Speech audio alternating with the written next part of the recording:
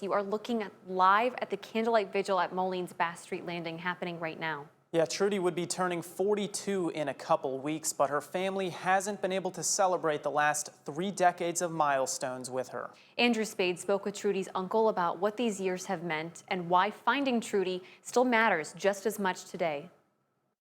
It's all I wanted to do was put my life on hold, leave my job, and just go look for her. Trudy Appleby's uncle, Ray Eddleman, has spent those 3 decades thinking about the moments his family never got to share with her, and a question that's never left his mind.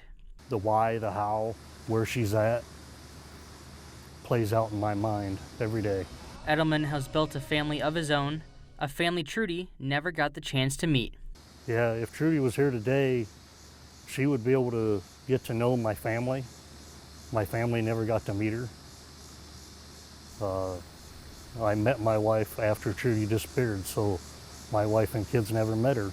Now, Jamison Fisher is accused in Trudy's death, but Eddleman says what happens in the courtroom and what his family still needs are 2 different things. My ultimate goal is to have Trudy.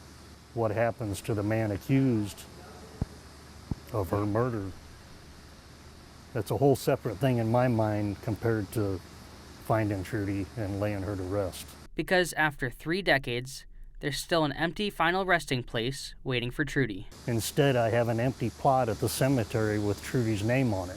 That's probably the hardest part for me, myself, not being able to do right by Trudy.